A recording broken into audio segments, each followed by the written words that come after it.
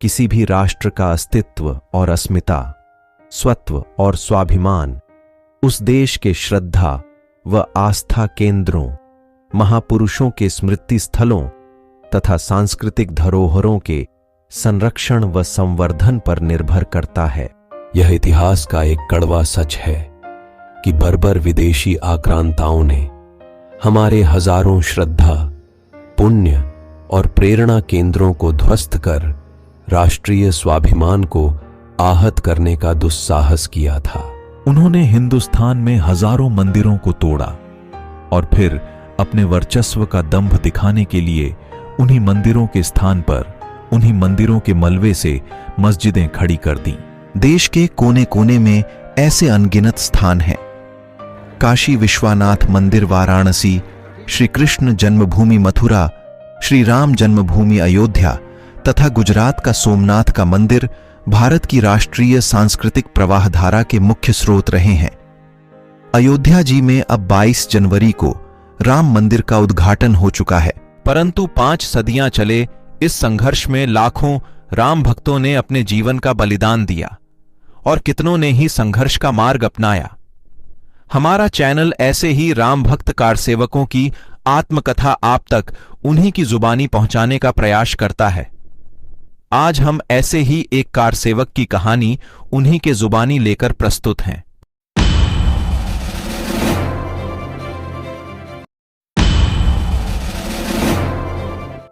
नमस्कार, मैं सिद्धार्थ कुमार मिश्रा अमृतसर से। आज हम बात करेंगे राम मंदिर स्टोरी के ऊपर और पंजाब अध्याय में। आज हमारे साथ हैं जय गोपाल जी अमृतसर से, जो कि 1992 के अंदर अयोध्या गए थे कार सेवा करने के लिए। हमारे साथ है जय गोपाल जी, आज हम उनसे बात करेंगे। तो जय गोपाल जी, आपका स्वागत है। जय श्री राम। जय श्री राम, जय श्री राम। थोड़ा अपने बारे में परिचय दे दीजिए जय जी। मेरा नाम है जय गोपाल लाली जी, अमृतसर का मैं रहने वाला हूँ। ठीक है। सन 1992 में जब राम जी के मंदिर की वो चल रही थी लहर कार सेवा की, तो तब मैं शिवसेना में था बालासाहेब ठाकरे के साथ। ठीक है। तो विश्व हिंदू परिषद की कॉल आई कि अयोध्या चलो, कार सेवा के लिए चलना है। तो हम कुछ लोग अपना, मेरे साथ पूरन चंद जी थे, अपना नवल किशोर जी थे और रमन पहलवान जी थे, वो अब पूरे हो गए हैं, स्वर्ग सदार गए हैं। हम 4 लोग थे, कुछ विश्व हिंदू परिषद के, कुछ बजरंग दल के कार्यकर्ता भी थे। सब लोगों ने अमृतसर रेलवे स्टेशन पे इकट्ठे होना था, तो हम भी चल पड़े रेलवे स्टेशन के लिए। तो गोलबाग वाली साइड पे जब हम पहुंचे तो पुलिस ने हमें गिरफ्तार कर दिया। अच्छा, अमृतसर नहीं? अमृतसर में। ठीक है। ये बात है फरवरी 1992 की। ठीक है। तो हमें वहाँ से अरेस्ट करके थाना सी डिवीजन में रखा गया। जब हमें थाना सी डिवीजन में लेकर आए तो वहाँ हमारे कुछ और साथी भी थे, विश्व हिंदू परिषद से, बजरंग दल से, काफ़ी लोग थे। हम तकरीबन 20-25 लोग होंगे अमृतसर के। सुरेंद्र बिल्ला जी भी थे, ऑल इंडिया हिंदू शिवसेना के प्रधान थे सुरेंद्र पाल बिल्ला जी, वो भी थे उधर। तो रात को हमें थाने में रखा गया। तो सुबह हमें इधर रानी के बाग में एसडीएम की कोर्ट लगा करती थी तब। अब तो कचहरी में लगती है। तब एसडीएम की कोर्ट थी उधर रानी के बाग में। तो वहाँ पे हमें जाके एसडीएम के पेश किया गया और हमें बोला गया मैं चल के भरो और अपनी अपनी जमानत ले लो। ठीक है। सभी लोगों ने एक मत में बोला कि जमानत किस बात के लिए, हम कोई मुलजिम थोड़ी हैं, हम तो राम जी के वहाँ कार सेवा के लिए जा रहे हैं। तो हमें अरेस्ट कर दिया। तो अरेस्ट करके हमें हमारे ऊपर हमने मुचलका डाल दिया। तो हमने बेल नहीं लेनी, हमें बाइज्जत बरी करके छोड़ो। तो काफ़ी घंटा, 2 घंटे, 3 घंटे मशक्क़त के बाद वो ऊपर चंडीगढ़ में बात की, कहाँ पे कहीं बात, पता नहीं प्रशासन की कहाँ से बात होती थी। तो काफ़ी 2-3 घंटे लग गए। तो वो बोले नहीं, बेल लेनी पड़ेगी। तो सबने एक मत में बोला कि बेल नहीं लेंगे, हम मुलजिम नहीं हैं, बेल तो तब लेना जो मुलजिम हो। तो हम तो कार सेवक हैं, कार सेवा के लिए जा रहे हैं उधर अयोध्या में, तो हम बेल नहीं लेंगे। तो हमने बेल नहीं ली। तो उन्होंने वहाँ से हमें गाड़ी में डाल के अपना ये जो सेंट्रल जेल घुमटाला ले गए।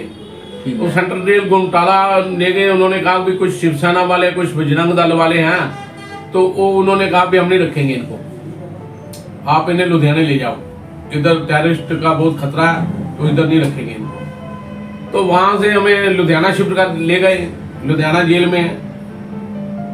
जब हम लुधियाना जेल पहुंचे, रात को तकरीबन काफ़ी अंधेरा हो गया था, रात में रुके वहाँ पे अंदर में बंद कर दिया जेल में।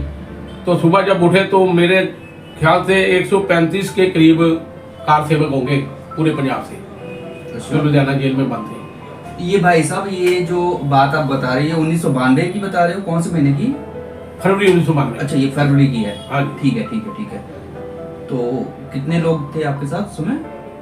हम 25 लोग थे अमृतसर से, उनमें हेमंत कुमार पिंकी जी हैं उधर, वो भी थे हमारे साथ, और स्वर्णा राम जी से मंत्री रहे हैं हम बीजेपी में फगवाड़ा से, वो भी थे। कुछ लोग मेरे को ध्यान में आता है जो लोग थे, क्योंकि उस समय मेरी उम्र तकरीबन कोई 28 साल की होगी। अच्छा, ठीक है। तो 28 साल की उम्र थी, तो इतना मैं पॉलिटिक्स में भी नहीं था, और आतंकवाद का दौर चल रहा था, तो हमारा काम था कि आतंकवाद के साथ लड़ाई लड़ना, शिवसेना का काम, सीधा करो या मरो। तो उस समय फिर हमें 10 दिन रखा गया वहाँ, 10, 12, 14 दिन, याद नहीं है मेरे को, लगभग 10, 12, 14 दिन। जेल में आपके साथ कितने लोग थे? जेल में हमारे साथ पूरे पंजाब से 135 लोग थे। 135 लोग। हाँ जी। तो फिर 10, 12, 14 दिन रखने के बाद 22 छोड़ा हमें, ना हमने बेल ली नहीं, हमने कहा बेल नहीं लेनी हमने, आप जैसे लेकर आए हो वैसे ही आपको हमें छोड़ना पड़ेगा। ठीक है। तो लुधियाना से हमारे प्रधान थे जगदीश टांगड़ी जी, उन्होंने बहुत मदद की वहाँ। जब हम 10-12 दिन जेल में रहे तो सारी राशन पानी की व्यवस्था उन्होंने की, सारे जितने कार सेवक थे अंदर लुधियाना जेल में, उनकी सबकी अपना व्यवस्था उन्होंने की। टांगड़ी जी उस समय क्या थे? टांगड़ी जी शिवसेना के प्रधान थे। अच्छा, ठीक है। पंजाब के प्रधान थे। तो उन्होंने की, विश्व हिंदू परिषद वालों ने भी काफ़ी मदद की, मतलब कोई कमी नहीं आई हमें। 14 दिन ऐसे बीत गए, कोई पता ही नहीं चला, सारे परिवार के लोग थे, और मन में खुशी थी कि हम कोई क्राइम करके नहीं आए हैं, कोई गुनाह करके नहीं आए हैं जेल में, हम राम जी की नाम पे मतलब उनकी सेवा में लगे हैं, और उसके लिए हमें बंद किया है, तो कोई बात नहीं है, कर दिया तो कर दिया। ठीक है। और भाई साहब, आप फिर उसके बाद अयोध्या कब पहुंचे? आप अयोध्या कार सेवा के लिए आप गए थे? फिर अयोध्या में कार सेवा का इन्होंने ऐलान कर दिया कि 6 दिसंबर को अयोध्या चलो, अयोध्या में कार सेवा होगी। तो हमारे उत्तर भारत के प्रमुख थे जय भगवान गोयल जी, उनके ऊपर भी केस लगा था, जो अडवाणी जी, मुरली मनोहर जोशी जी और चिदम्बरा जी, उमा भारती जी, बाल ठाकरे साहब, सबके ऊपर जो केस अयोध्या की मस्जिद को तोड़ने का केस लगा था ना, वो जय भगवान गोयल जी के भी ऊपर भी लगा था। ठीक है। फिर जय भगवान गोयल जी ने कहा भी दिल्ली आ जाओ, दिल्ली से हम अयोध्या के लिए रवाना होंगे। मतलब उस समय आपके साथ दिसंबर के अंदर संपर्क सीधा आपके साथ दिल्ली से ही हुई थी? हमारा दिल्ली से जय भगवान गोयल जी से संपर्क था। ठीक है। उनका संपर्क था बाला साहब ठाकरे के साथ। अच्छा, तो उनके बुलावे के ऊपर आप गए थे। यहाँ से कितने लोग आपके साथ गए थे उस समय? अमृतसर से अमृतसर से हम तकरीबन पंजाब से लगा लो आप 10-15 लोग थे हम। ठीक है, जो कि आप दिल्ली के थ्रू आप गए थे? दिल्ली के थ्रू, और 10-15 लोग दिल्ली के थे। और वहाँ से हम गए, दिल्ली से हम गए नखलऊ से गाड़ी से गए थे हम। दिल्ली से गाड़ी से गए नखलऊ। अपनी खुद की गाड़ी से? नहीं, ट्रेन से। और दिल्ली से ट्रेन से गए नखलऊ से हमने ट्रेन ली फैजाबाद की। ठीक है। तो तब फैजाबाद का स्टेशन था, फैजाबाद से पैदल हम पहुंचे अयोध्या जी। ठीक है। और वहाँ पे लाखों की संख्या में कार सेवक थे, और देखते ही देखते हमारे मस्जिद ऐसे डैडरी होगी कि जैसे श्री राम जी की शक्ति सब लोगों के अंदर आ गई हो, कि जैसे राम जी आप स्वयं अयोध्या में पधारे हो कि अब मेरे घर का कब्जा हमने लेना ही लेना है। और इतना जोश, इतनी शक्ति कैसे लोगों के अंदर आ गई, ये देखने वाली बात है।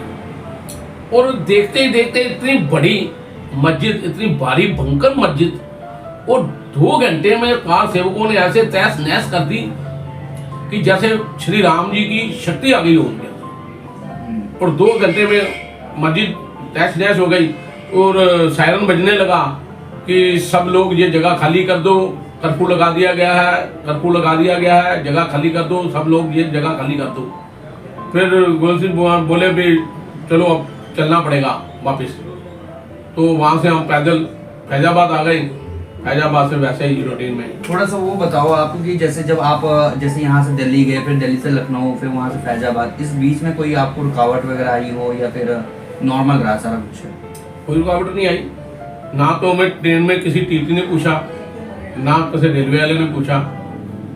कार जय श्री राम के नारे लगाते हुए हम अपना पहुंच गए वहाँ पे।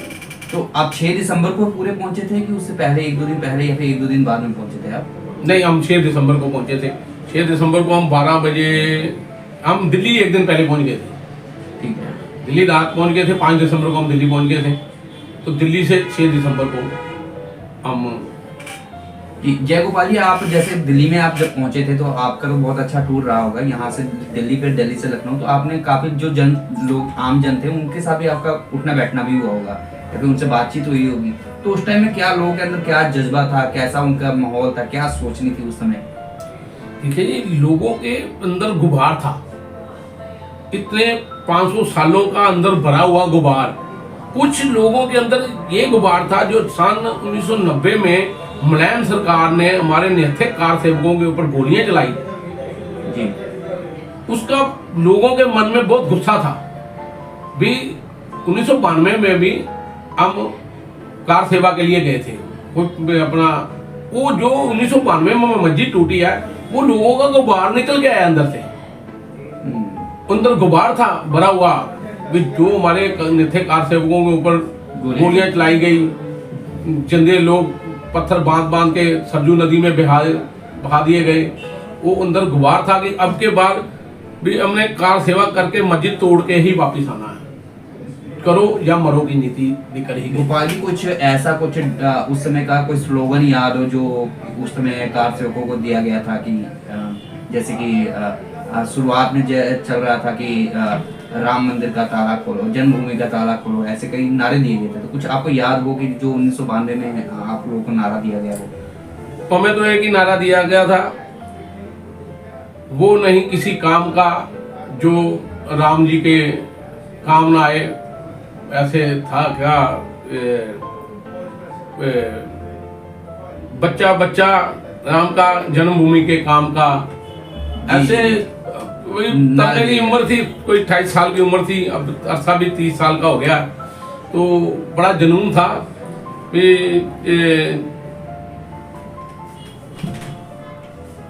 वो ऐसे था, कोई खून ना खोले, जिसका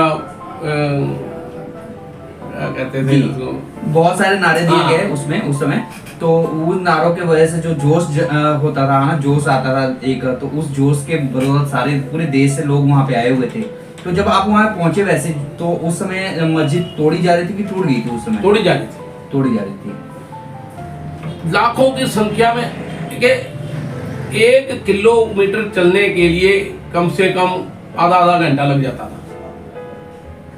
और पता नहीं कितने लोग कहाँ से आए, इतनी लोगों के अंदर जुनून था, सारे ऑल इंडिया से लोग आए थे। और हमें तो सौभाग्य भी नहीं मिला मस्जिद के ऊपर पैर रख के चढ़ जाए, ऊपर चढ़ के। लोग ही इतने थे, जो पहले पहुंच गए थे उनका सौभाग्य, उन्होंने तोड़ दी, उन्हें फल मिला, फलादेश।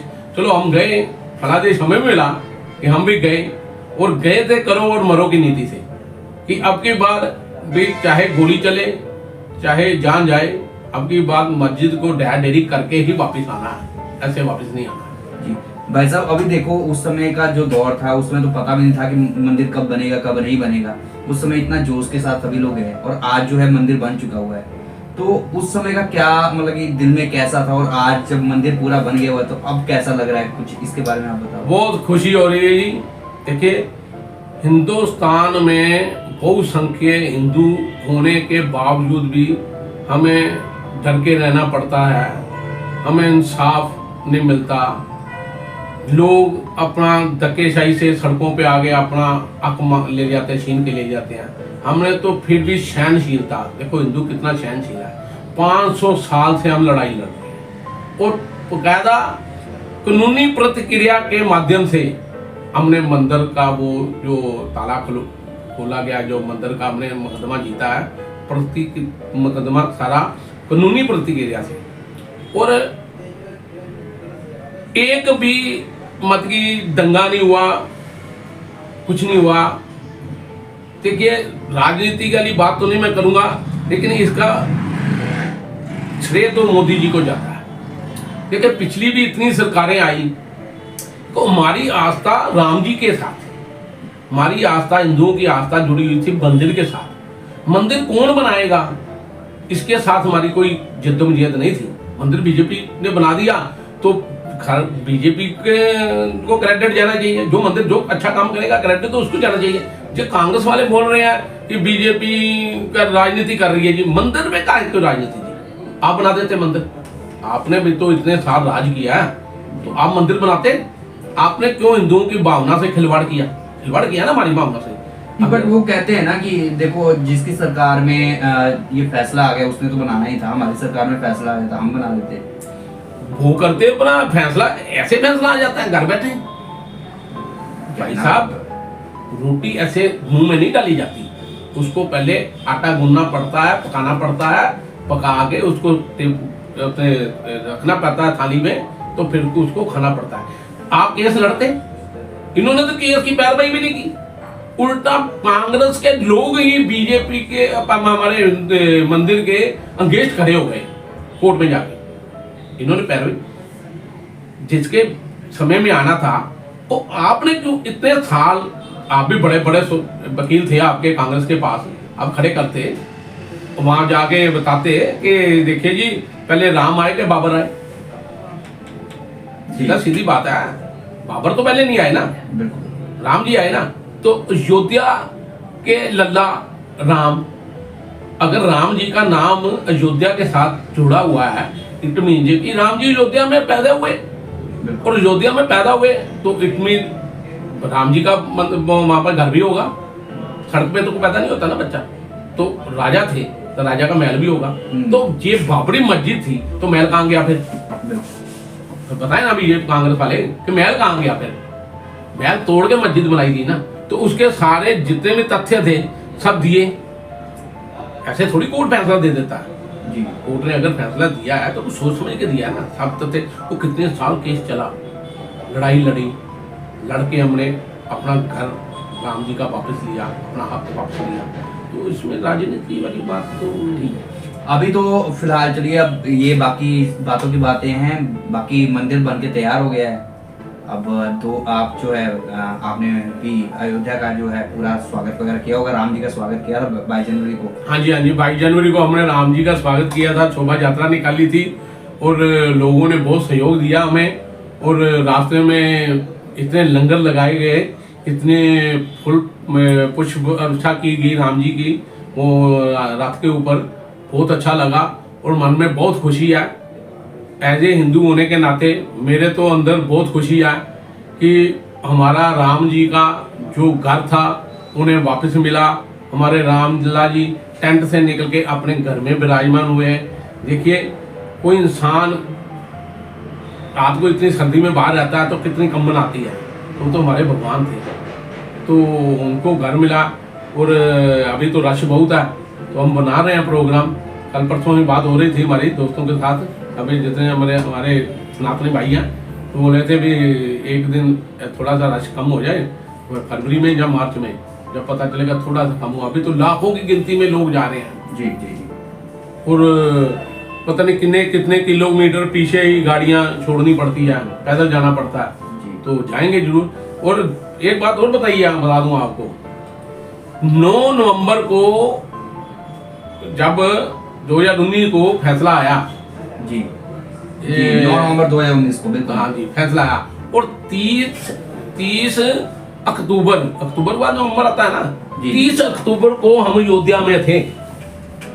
और हाँ मजे की बात देखिए, 30 अक्टूबर को हम अयोध्या में थे हमारे लखनऊ में अपना हिंदू कार्यकर्ता थे, उनका गला काट के हत्या कर दी गई थी उनकी। तो उनके परिवार वालों को सहानुभूति देने के लिए हम सीतापुर गए थे उनके गांव। तो उनके गांव से फिर लखनऊ, जहाँ पे उनके ऑफिस में उसकी हत्या की गई थी, लखनऊ में उसके ऑफिस में गए थे। और जब लखनऊ में रात को रुके तो फिर हमारे मन में आया, इतनी दूर हम आए हैं लखनऊ तक, तो क्यों ना रामलला जी के दर्शन भी करते चले। तो वहाँ से हम अयोध्या जी गए थे। और आज भी मेरे को वो दिन याद है, पत्रकारों ने मेरी इंटरव्यू ली थी और पत्रकारों ने पूछा था, अभी 30 तारीख थी उस दिन, और मेरे को पूछा था पत्रकारों ने कि आप पंजाब से आए हो इधर, मतलब कि कैसे आए हो। मैं कहा हम ऐसे रामलला जी के दर्शन करने आए हैं। तो वो कहते हैं अभी 9 नवंबर को अभी वो केस चल रहा है, उसका फैसला आने वाला है। तो मैं कहा वो फैसला तुम्हारे हक में आने वाला है। वो कहता आप इतने दावे से कैसे कह सकते हो कि फैसला आपके हक में आने वाला है।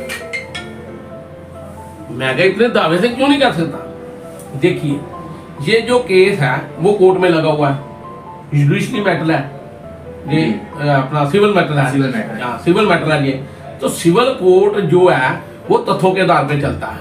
और वही बात मैंने उसको बोली थी। तो मैं कहा भैया मेरे को एक बात बताइए, आप बोलते हो कि आप इतने दावे से कहते हो कि ये फैसला आपके ही हक में आएगा। मैंने आप बताइए बाबर पहले आया कि राम जी पहले आए? जी। वो बोला, अभी चुप हो गया, सोचने लगा।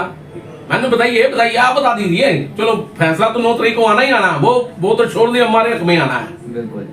आप बताइए पहले राम जी आए कि बाबर आए? वो कहना राम जी आए। तो मैं कहा फिर राम जी आए तो राम जी का घर था ना उधर, ऐसे थोड़ी आ गए, रोड पे थोड़ी आ गए, वो घर था ना। तो इसका मतलब बाबर जब आया उसने जुल्म किया, और जुल्म करने के बाद उसने वो मंदिर तोड़ा, राम जी का घर तोड़ा, और वहां पे जबरन मस्जिद बनाई। तो अब मैं कहा बच्चे बड़े हो गए ना राम जी के। तो जब किसी कोई कमजोर आदमी होता है कि उसके घर पे ऊपर कब्जा कर लिया जाता है, तो जब बच्चे बड़े हो जाते हैं ना, तो बच्चों के अंदर ताकत आ जाती है, तो वो अपना घर छीनना जानते हैं। मैंने हमने भी अपना घर छीन लेना है। 9 तारीख को फैसला वापस लिया है, 9 तारीख को हमारे हक में फैसला आएगा। ये है कि हम जबरदस्ती नहीं ले रहे, फिर भी हम बाय कोर्ट ले रहे हैं। तो 9 तारीख को जब नवंबर को फैसला आया था, तब भी हमने लड्डू बांटे थे आलगेट पे। हाँ, नवंबर। तो भाई जी अभी तो जैसे कि सारा कुछ हो गया हुआ, सब कुछ मतलब बहुत बढ़िया चल रहा है, पूरा विश्व राम के नाम पे एक हुआ पड़ा है, बहुत अच्छा लग रहा है ना। तो कुछ विशेष सूचना जो आप देना चाहो हम यूथ के लिए, या फिर सनातनियों के लिए, या फिर समाज के लिए कुछ बोलना चाहो आप? देखिए, एक तो मैं सरकार से अपील करना चाहता हूँ कि श्री राम जी का जो मंदिर बना है उसको अपना विश्व का वो हमारा वो क्या धार्मिक स्थान घोषित किया जाए। उसको वो हमारा भी एक धार्मिक स्थान होना चाहिए ना। सब जितने भी है धर्म है, सबका एक एक स्थान है। किसी सिखों का मंदिर साहब है, उनका मक्का में है, उनका गिरजाघर है, तो हमारा भी एक होना चाहिए। तो इसको अयोध्या जी को उसमें लाना चाहिए। वर्ल्ड प्रसिद्ध हमारे, वो वर्ल्ड प्रसिद्ध हो गया जी। हाँ जी, वो उसको उसका दर्जा देना चाहिए जी जी, उसका दर्जा देना चाहिए, वो तो हो गया। और दूसरा, मैं सब भाइयों से, जितने भी सनातनी हैं हमारे देश के, प्रदेश के हमारे सनातनी भाई जहाँ जहाँ में बैठे हुए हैं, उनसे ये अपील जरूर करूँगा कि एक बार अयोध्या जी में दर्शन करने जरूर जाएं, क्योंकि हमारे 500 साल का सपना जो पार हुआ है ना, उसको दर्शन करने जरूर जाना चाहिए जी। ठीक, हमारे साथ थे गोपाल जी, ओम गोपाल जी, जो कि अमृतसर से थे। इन्होंने 6 दिसंबर को अयोध्या गए हुए थे। 6 दिसंबर 1992 में अयोध्या जी गए थे, वहाँ पे जाके कार सेवा की। और ये पंजाब अध्याय के एक ऐसे हीरो हैं जिनकी वजह से जो है आज हम इतना बढ़िया भव्य मंदिर जो है राम जी का वो देख पाए। ऐसे ही और हीरो के साथ हम अगले अध्याय में बात करेंगे। तब तक के लिए धन्यवाद। और आप, अगर आप भी पंजाब से हैं और आपके पास भी कोई ऐसी स्टोरी है या फिर कोई ऐसे कार सेवक हैं जिनके बारे में आपको पता है, तो उनका जानकारी या फिर उनकी वीडियो हमारे राम मंदिर story@gmail.com के ऊपर आप मेल कर सकते हो। वीडियो बनाकर आप वी लिंक के माध्यम से हमें वो वीडियो का लिंक भेज सकते हो। आपकी वीडियो भी हम बहुत अच्छे तरीके से एडिट करके हम अपने चैनल के ऊपर लगाएंगे, और फिर हम हाजिर होंगे एक नए वीडियो के साथ, एक नए हीरो के साथ। तब तक जय श्री राम। जय श्री राम।